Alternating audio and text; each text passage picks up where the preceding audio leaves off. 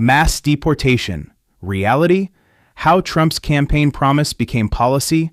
Donald Trump's promise of mass deportation was never just a slogan. From the moment it entered the political bloodstream, it was framed as a corrective force, a blunt instrument meant to restore order, reassert sovereignty, and send an unmistakable message that immigration laws would be enforced without apology. Supporters heard strength, clarity, and accountability.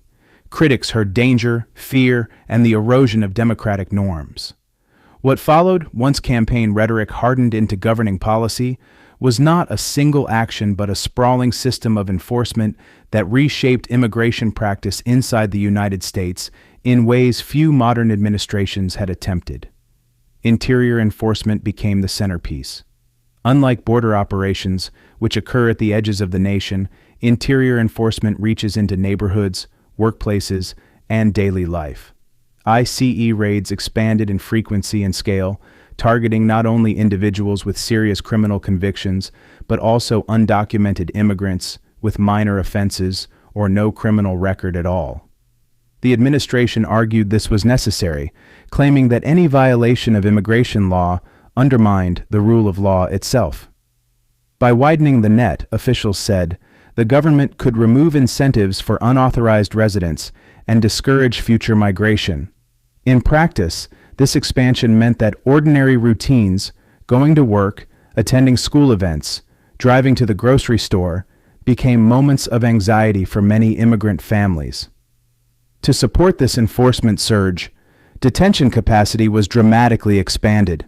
Existing ICE detention centers were filled beyond previous levels, and new contracts were issued to private facilities and local jails. Temporary holding sites were repurposed to manage overflow. The administration framed detention as a logistical necessity, emphasizing that removal proceedings require custody to prevent absconding. Critics countered that detention was being used as a pressure tactic, accelerating deportations by exhausting detainees physically, financially, and emotionally. Reports emerged of overcrowded conditions, limited access to legal counsel, and prolonged detention for individuals awaiting hearings. While officials acknowledged strains on the system, they insisted that standards were being met and that the alternative, releasing individuals into the interior, would undermine enforcement credibility. Another defining feature of the policy was the expansion of third-country deportations. When direct removal to a migrant's home country proved difficult due to diplomatic barriers or lack of documentation, the administration pursued agreements with other nations to accept deportees. Supporters described this as a practical workaround that closed loopholes long exploited by those resisting removal. Critics argued it introduced new risks, sending people to countries where they had no ties, no support networks, and potential exposure to danger. Legal challenges questioned whether such removals complied with international protections, especially for asylum seekers and individuals fleeing violence. The administration maintained that these agreements were lawful and essential, asserting that without them, enforcement would stall. Minnesota became one of the most visible flashpoints in this national strategy. Large-scale enforcement operations in the Twin Cities area placed thousands of federal agents on the ground in a region known for its immigrant communities and historically cautious cooperation with federal immigration authorities. Officials described the operation as a targeted response to crime and gang activity, emphasizing arrest of individuals with alleged criminal backgrounds. Yet the presence of heavily armed agents conducting raids across neighborhoods generated fear well beyond those targeted. Tensions escalated when fatal encounters occurred between ICE agents and civilians, including U.S. citizens. These incidents transformed an already contentious policy debate into a national reckoning over accountability, use of force, and the risks inherent in militarized enforcement within civilian spaces. The administration responded forcefully, defending agents and operations. Officials argued that enforcement environments are unpredictable and dangerous, and that agents operate under constant threat.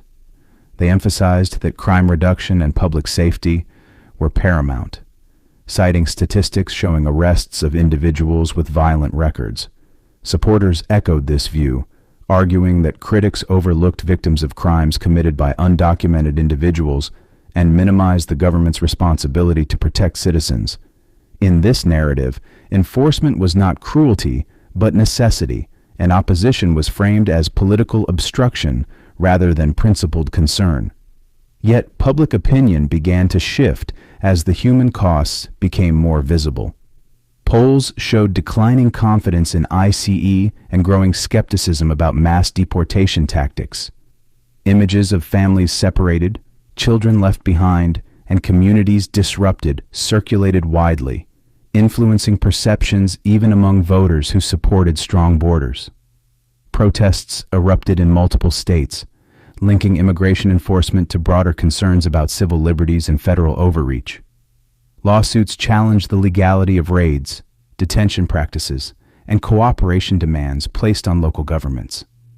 State officials argued that federal actions undermined trust between local law enforcement and immigrant communities, making everyone less safe by discouraging cooperation in criminal investigations. Economically, the impact of mass deportation policies proved complex. Supporters argued that removing undocumented workers would raise wages, protect jobs, and reduce strain on public services. Certain sectors, they claimed, had grown dependent on illegal labor, distorting markets and disadvantaging lawful workers. Critics countered that the sudden removal of large numbers of workers disrupted industries ranging from agriculture and construction to hospitality and elder care. Labor shortages emerged in regions heavily dependent on immigrant labor, contributing to higher prices and slower economic growth. Economists warned that reduced population growth, driven in part by lower immigration, could dampen long-term economic expansion and strain systems reliant on a growing workforce. Population effects extended beyond economics. Communities experienced demographic shifts as families relocated, went underground, or left the country altogether.